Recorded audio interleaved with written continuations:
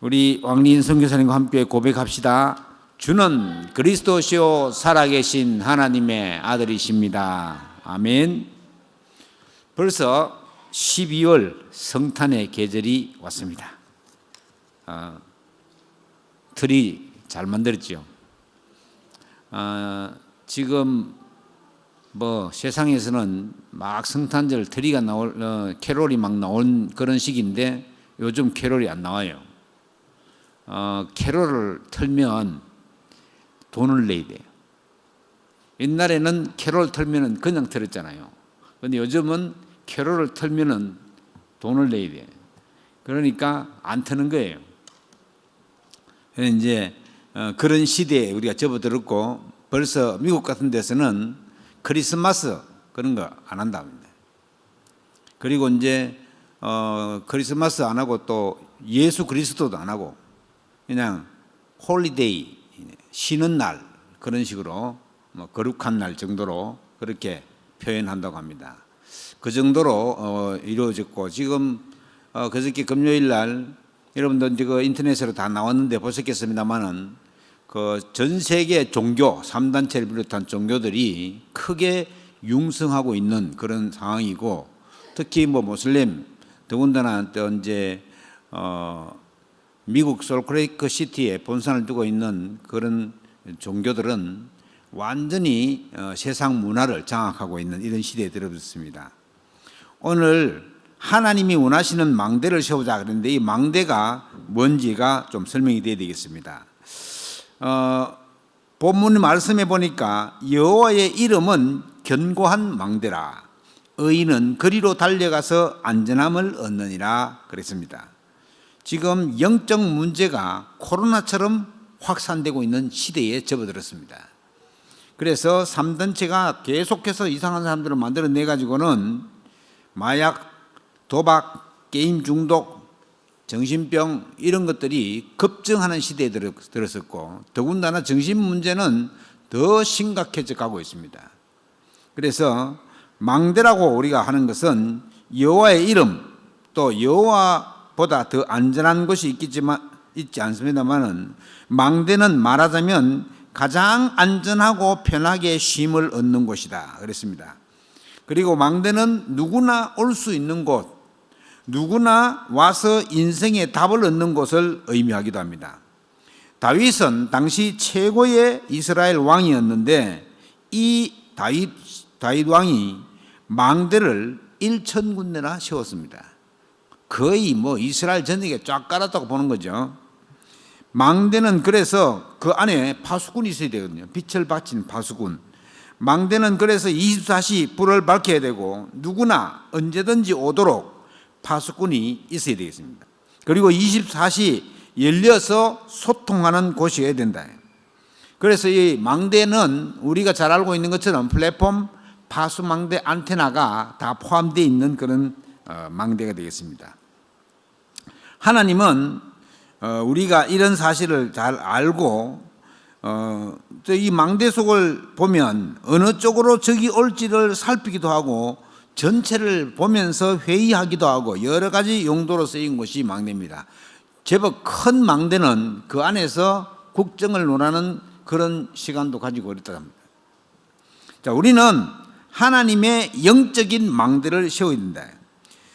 저와 여러분은 창조주 하나님이 누구신지를 잘 알고 있고, 또 인간이 어디서 와서 어디로 가는지도 알고 있습니다. 또 인간을 정상적으로 살지 못하게 괴롭히는 존재가 있다는 사실도 알고 있습니다.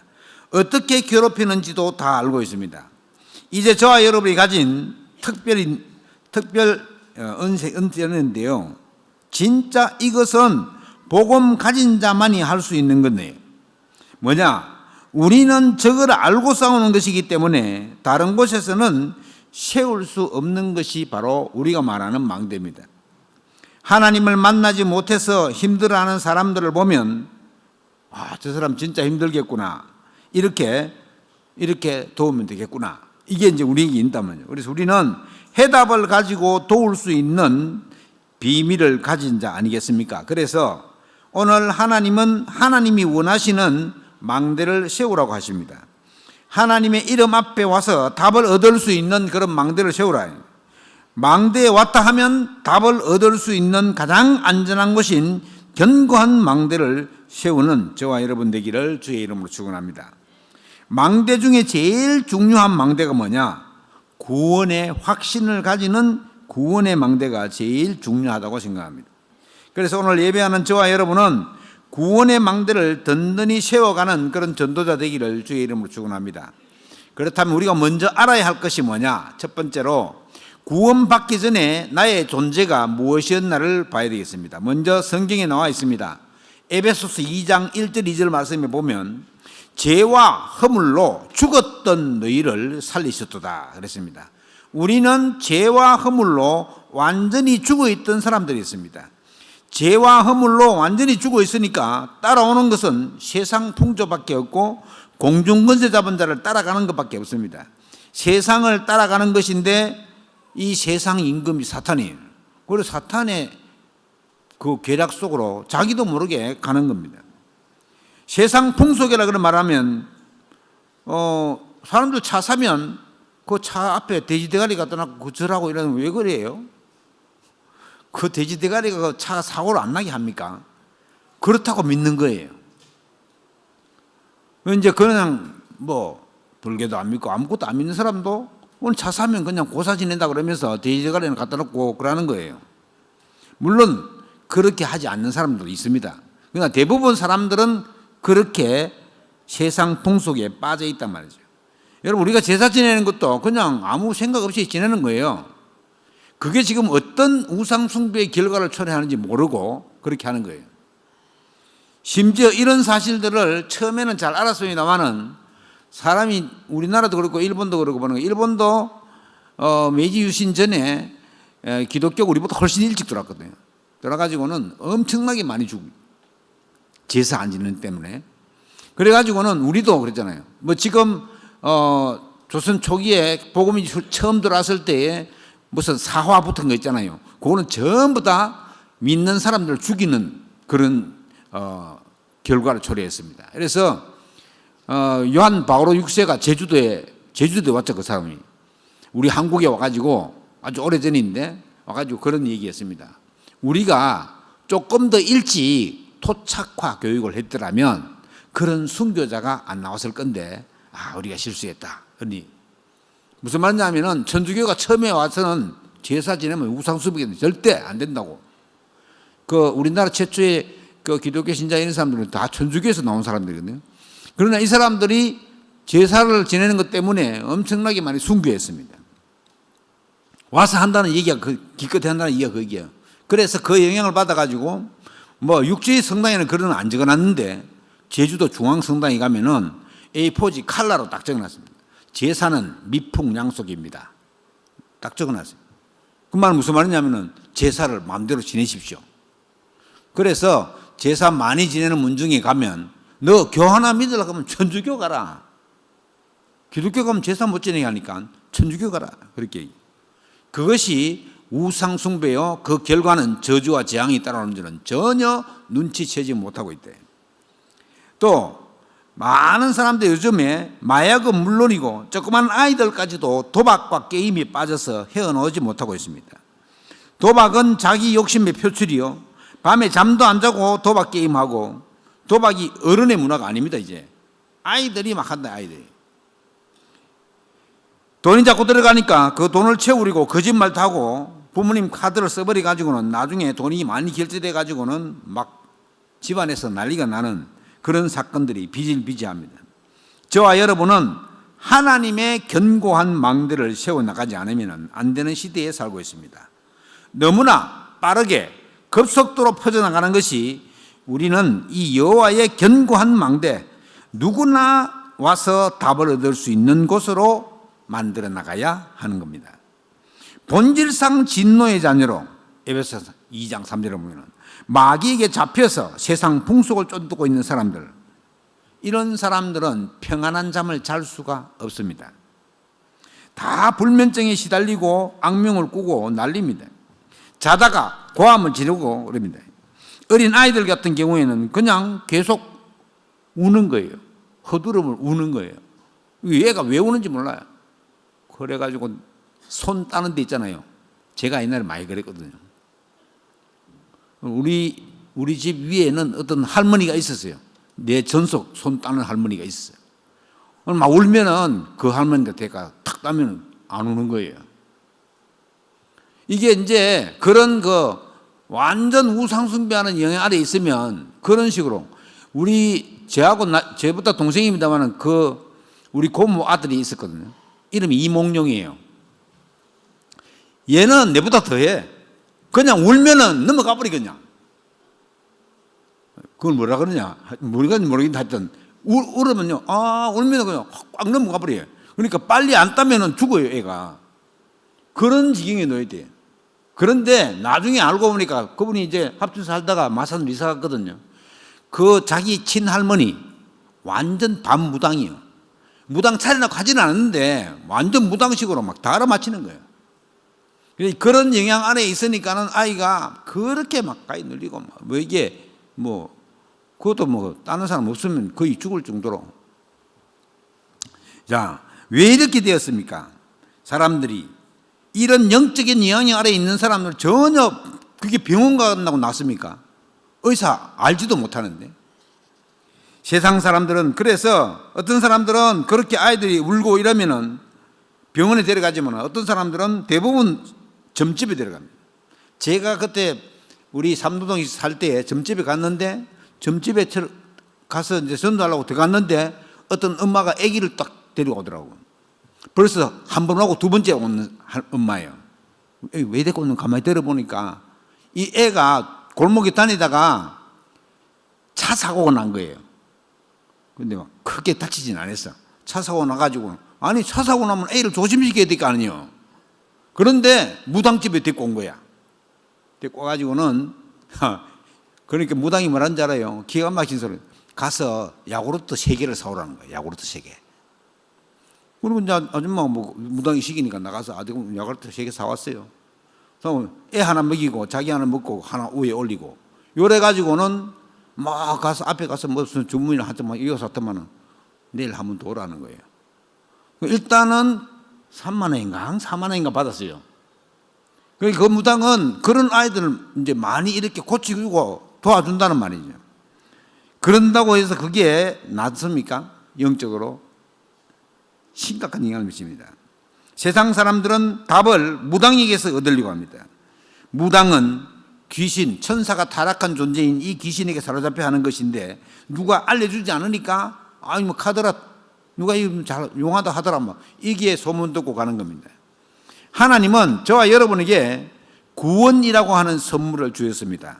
죄에서 해방을 받고 마귀에게서 해방을 받고 지옥 권세에서 해방을 받는 구원의 축복을 주셨다. 이 축복은 그야말로 말로 표현이 안 되는 축복입니다.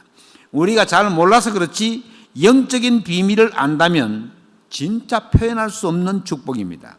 그런 축복을 우리가 받은 겁니다. 그러면 오늘 두 번째로 우리는 구원받은 나는 그러면 어떻게 변했습니까? 영적인 호적이 변했습니다. 요한일서 3장 2절에서는 사랑하는 자들아 우리가 지금은 하나님의 자녀라. 하나님의 자녀로 우리 신분이 바뀌었기 때문에 마귀에게서 완전히 하나님의 자녀로 바뀌었다는 사실을 우리는 잘 알아야 되겠습니다. 요한복음 5장 24절에서는 내가 진실로 진실로 너희에게 이르노니 내 말을 듣고 나 보내신 이를 믿는 자는 영생을 얻었고 심판에 이르지 아니하나니 사망에서 생명으로 옮겼느니라. 이미 우리는 예수 믿음으로 말미암아 영생을 얻었다고 되어 있습니다. 이거 완전 과거 완료형이에요. 영생을 얻었고 과거 완료형이다. 그러니까 완전히 끝났다는 말입니다. 아까 말씀드린 대로 죄와 허물로 죽었던 너희를 살리셨다. 누가 말입니까? 예수 그리스도께서 살리셨다. 영이 죽어 있었는데 예수 그리스도로 말미암아 살아났다는 말입니다. 그래서 구원받았다는 말은 새로운 생명과 새로운 생각과 새로운 일들이 주어지는 중요한 사실들이 되는 겁니다. 사망에서 생명으로 옮김을 받았기 때문이거든요. 나 스스로 어디로 따라가고 있는가? 내가 자꾸만 바울이 얘기한 것처럼 육신적으로 자꾸 따라가 있지 않은가? 내가 영적인 생각을 더 많이 하는지 육신적인 생각을 더 많이 하는지 본인 자신이 제일 잘 알 거예요. 그런데 점검을 해요. 점검을. 아, 내가 너무 육신적이구나. 내가 영적으로 돌아가야 되겠구나. 자꾸 점검을 하고 결단을 하고 해야 돼요. 왜냐? 복음이 늘 기준이 되어서 영적 싸움을 싸워야 되기 때문에. 여러분, 안 싸우고 가만히 있으면 지는 거고요. 싸움만 함기만 하면 이기는 거예요. 이거는. 우리가 안 싸우면 지는 거예요. 안 싸우면 쏟깁니다. 마귀에게. 그래서 말할 때에 내가 하나님이 기뻐하는 말을 하고 있는지, 사탄이 좋아하는 말을 하고 있는지 잘 이 말을 잘해야 돼요. 그리고 하나님이 기준이 되어 있는데 우리는 영적인 호적도 바뀌었고 신분도 다 바뀌었습니다. 로마서 6장 22절에서는 이제는 너희가 죄로부터 해방되고 하나님께 종이 되었다 그랬어요. 우리는 죄와 마귀의 종이 아니고 하나님의 자녀요 하나님의 종입니다. 종이라는 것은 노예로 산다는 것이 아니고 신분이 변했다는 말입니다. 신분이 하나님의 자녀로 바뀌었다는 거예요. 거룩함에 이르는 열매를 맺었으니 그 마지막은 영생이라. 저와 여러분은 예수 그리스도와 함께 영생할 수 있도록 된 겁니다. 몸은 죽어서 흙으로 돌아가지만은 우리 영혼은 영생의 축복을 받은 하나님의 자녀가 된 것입니다. 자, 호적이 바뀌었다는 말은 사망에서 생명으로 옮겼다는 말이고 우리의 신분도 바뀌었다. 그렇다면 우리의 영적인 상태, 육적인 상태, 삶의 상태도 따라서 변하게 되어 있는 것입니다. 에베소 2장 5절에서는 그래서 허물로 죽은 우리를 그리스도와 함께 살리셨다고 했습니다. 너희는 은혜로 구원을 받은 것이라. 자, 하나님의 은혜가 아니면 안 되는 겁니다. 은혜라는 말은 하나님이 우리에게 값 없이 주시는 것이다. 하나님 우리에게 무엇을 요구하시는 분이 아니십니다. 우리가 사는 이 세상 속에서 일을 하면 대가를 받고 대가를 치르게 되어 있습니다. 그런 식으로 세상은 돌아가고 있지만은 하나님이 인간으로 살면서 값없이 은혜를 주시려고 기다리고 계시다가 십자가에서 이 모든 문제를 끝내셨습니다. 하나님 주신 은혜는 그래서 청량할 수가 없다. 자로 잴 수가 없다는 말입니다. 또 하나님 주신 은혜는 숫자로 헤아릴 수가 없다는 겁니다. 그 값을 계산할 수 없다는 말입니다. 그래서 하나님의 은혜로 구원받았다. 그것도 값없이 거저 받았다는 겁니다. 성경 말씀대로 그대로 확인되어지고 믿어진다면 우리의 영과 육과 삶의 상태는 변하게 되어 있는 것입니다. 나는 예수 그리스도를 영접하고 하나님 자녀가 되었는데 나의 육신의 삶은 엉망이다. 그게 뭔가? 이거는 하나님의 은혜를 잘 모르고 하나님 주신 그 은혜를 잘 몰라서 그렇다는 거예요. 내가 진짜 하나님 자녀 된 것을 알고 은혜를 알면은 바뀐 말이에요. 내가 예수 그리스도로 말미암아 하나님의 자녀가 되어서 내 영적 호적도 바뀌고 신분도 바뀌었는데 내 입에서는 자꾸 욕이 나온다. 이거 심각하게 생각해 봐야 돼요. 자기도 모르게 욕 나오는 사람이 있거든요. 욕 안 하려고 했는데도 자기 자녀들한테 막 욕 나오는 사람이 있어요. 그런 사람들은 자기 자신을 돌아봐야 됩니다. 다른 사람에게 상처 주는 말이 막 나온다. 아직 복음을 깊이 이해하지 못한 사람이다. 복음을 깊이 이해하면요, 상처 주는 말 자체를 안 해요. 자꾸 말씀 속으로 들어가고 말씀을 듣고 기도하고 말씀 듣고 기도하고 그러면 체질이 점점점 바뀝니다. 구원받았다고 하는 것은 계산할 수 없는 엄청난 축복입니다. 그리고 내가 살아가는 삶이 인도받는 것 자체가 달라집니다. 신분이 바뀌면 사는 것도 달라지잖아요. 지역에 국회의원 출마하고 국회의원만 되어도 전에는 안 그런 사람이 말도 달라지고 영 달라지잖아요. 우리 주위에 그런 사람 얼마나 많아요. 하나님의 자녀, 하나님의 종으로 신분이 바뀌면 보는 눈도 달라지고 생각하는 것도 달라지고 말하는 것도 달라지게 되어 있습니다. 말하자면 복음을 위한 삶이 되어지는 것입니다. 다른 사람을 비방하는 말은 하지 않습니다. 가능하면 교회를 위하여 복음을 위하여 사는 삶이 되릴 것입니다. 갈라디아서 5장 17절 말씀에는 갈라디아서에 바울은 이렇게 고백합니다. 내가 육체의 소욕을 성령을 거스리고 성령은 육체를 거스리나니 이 둘이 서로 대적하므로 너희가 원하는 것을 하지 못하게 하려 함이라. 그러면 육체의 일은 분명하니, 그러면서 그 뒤에 보면요, 곧 음행과 더러운 것과 호색과 우상 숭배와 주술과 무당과 사람을 죽이려고 하는 것 등 원수 맺는 것과 분쟁과 시기와 분냄과 당짓는 것과 분열함, 이단과 투기와 술 취함과 방탕함, 또 그와 같은 것들이라. 가지수도 엄청나게 많아요. 성령의 열매는 9가지밖에 없는데 이거는 막 20가지도 넘어. 성령의 열매는 뭐냐? 갈라디아서 5장 22절에 보면 오직 성령의 열매는 사랑과 희락과 화평, 거기다가 오래 참음과 자비와 양선, 그리고 충성과 온유와 절제, 이렇게 9가지 나와 있어요. 뭐 그리 많습니까? 통칭해서 사랑이라고 합니다. 사랑. 25절에서는 우리가 성령으로 살면 성령으로 행하게 된다고 막 말씀하고 있고, 즉 영적으로 산다는 말이에요. 내가 영적으로 살아야 되겠구나, 내가 기도하면서 말해야 되겠구나, 이렇게 내가 생각만 해도 내 말이 바뀌게 돼요. 말 안 듣는 자녀 볼 때 욕 올라가다가도 한 번 더 생각하고 내가 얘기해야 되겠구나, 내가 욕하면 저 아이의 마음이 다치겠지, 이거 조금만 생각하면요 이게 여기 안 나와요. 그런데 어떤 부분을 보면은 막 욕을 막, 특히 안 믿는 부모들 욕하는 거 봤어요? 우리 동네, 제가 어릴 때 사는 동네 거는 욕쟁이들이 많았어. 자기 자녀한테도 막 엄청난 욕을 막 걸러붙는 거예요. 나중에 보니까 막 엄청 안 좋더라고요, 그게. 자, 이렇게 사는 삶이 표관하게 되어 있습니다. 복음으로 사는 삶은 누가 봐도 표시가 나게 되어 있습니다. 그래서 우리는 모든 인생의 답 대신 예수 그리스도 이름으로 하나님이 원하신 망대를 세워가야 하는 겁니다. 살다 보면 어려운 일을 안 당한 사람은 한 번도 없을 것입니다. 내가 힘든 일을 겪어보면 나와 같은 힘든 일을 당한 사람을 보면 도와주고 싶고 기도가 되고 그러는 게 그게 사람입니다. 그런데 하나님의 자녀가 겪는 문제와 어려움은 전부 다 하나님의 계획 속에 있는 겁니다. 나 하나님 왜 이렇게 어려움을 주냐, 그렇게 말하면 안 돼. 내가 구원받은 사람이 확실하다면 내가 겪는 어려움과 문제는 다 하나님 계획이 있는 거예요.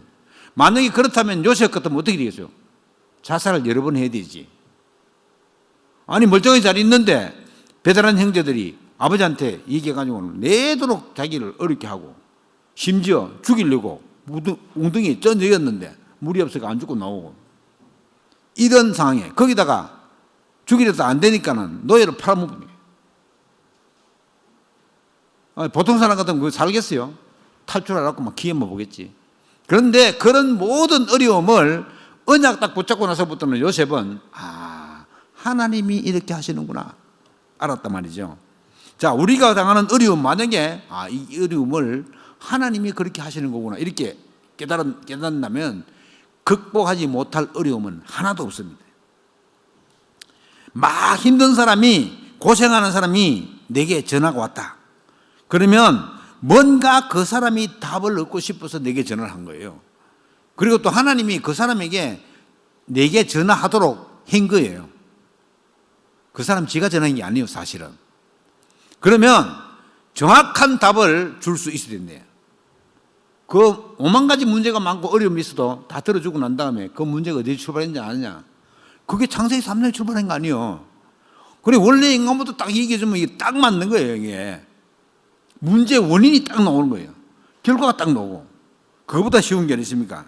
그래서 그러면 막 어려운 사람이 내인데 전화 왔다. 얼마나 어려웠으면 내인데 전화했나. 우리 집 차 한잔 하러 오느라 차 한잔 마시면 얘기 좀 하자.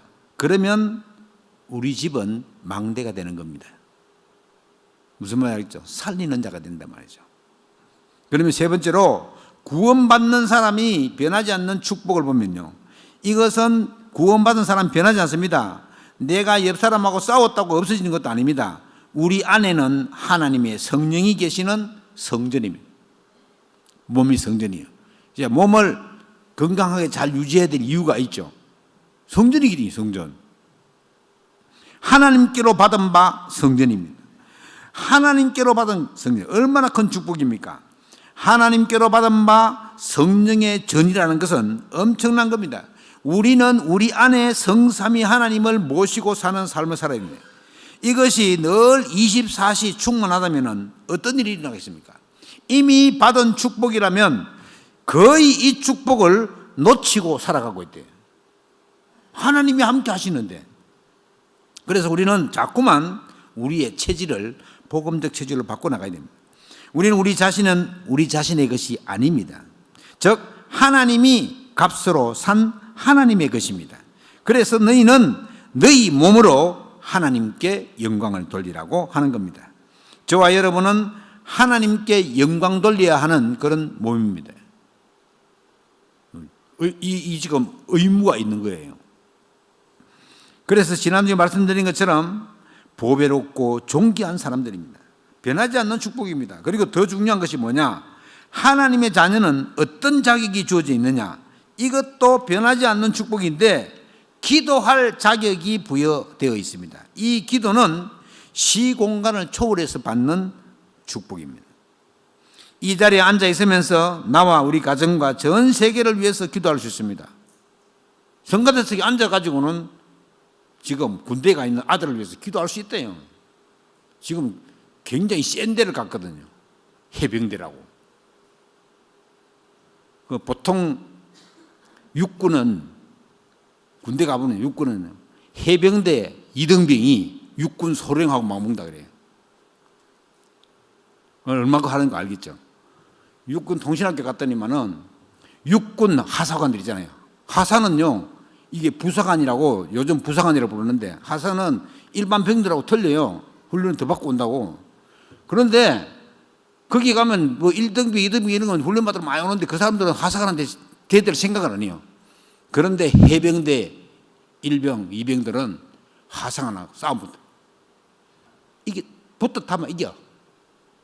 얼마나 훈련을 세게 받아 왔든지 사람들이 완전히, 여러분 알죠? 해병대.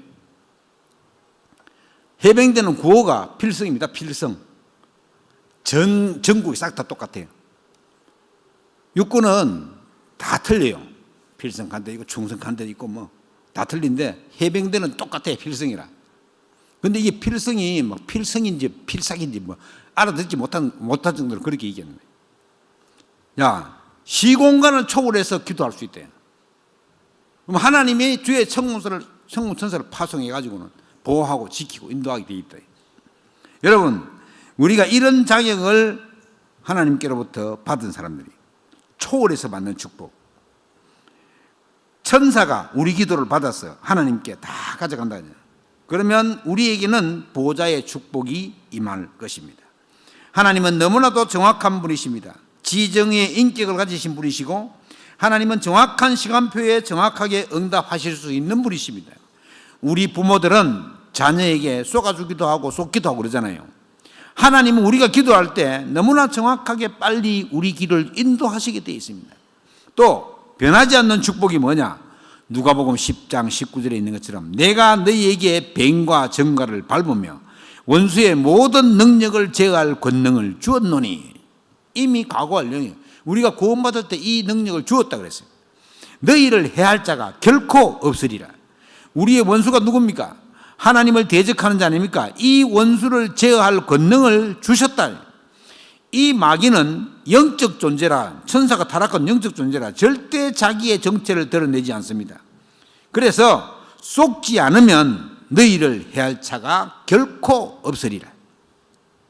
원수를 제어할 권능, 이 권능은 산을 폭발시키고도 남는 권능입니다. 그 영적인 힘은 우리는 변하지 않는 축복을 이미 받아 있는 것입니다.